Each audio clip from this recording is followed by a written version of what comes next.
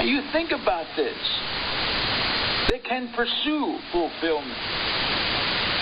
We have never been great celebrators of worldly holidays since we began to observe Yahweh's feast days. That is of supreme importance. The feast days of Leviticus 23 are commanded to be observed. And then we also remember some of the Jewish national holidays, such as in the book of Esther, Purim and Hanukkah, which Yahshua the Messiah also remembered, undoubtedly didn't observe. We don't observe them or keep them like the Jews do. And like I said, we've never been great keepers of worldly holidays, but tomorrow's Mother's Day. They have designated a day when you do something nice for your wife or your mother. I wonder where I'd be today if it wasn't for my mother. Well, I wouldn't be here, you say. Why you asked a stupid question like that? But think of it. If I hadn't had a good mother with a good character, where would I be today?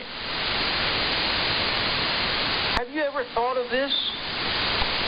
Have you ever considered that your mother, grandmother, great-grandmother perhaps, has had a great effect on you? You know, I don't leave it till the world says, now it's time to do something nice for your mother or your wife. Do something nice for your mother or your wife every day. And that's the first thing I do for my wife is tell her I love her in the morning.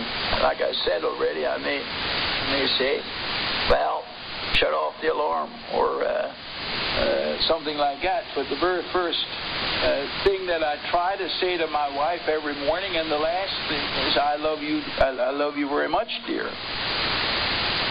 What about your mother? You know, I didn't have any grandmothers. Both my natural grandmothers died before I was born. I had a step-grandmother, but I was never close to her. In thinking about it is not good that a man should be alone, I will make a helper for her. I think of my mother as an Eshet Chayil and as an Ezer Keneged. My mother was a very hard worker. She was like a hired man on the farm. She did as much work outside as inside the house, it seemed. She was a homemaker. She was a good cook. Today, I see my wife weighing and measuring. She's very meticulous when it comes to cooking and baking. She follows the recipe. My mother would come in to cook, and she'd throw ingredients together and stir it up and pop it in the oven or put it on the stove, and it would come out magnificent. Didn't seem like she did too much weighing and measuring and following recipes. She did, of course. We made chocolate cakes and things like that, but generally, like biscuits, she just threw a bunch of ingredients together and they'd come out big and fluffy.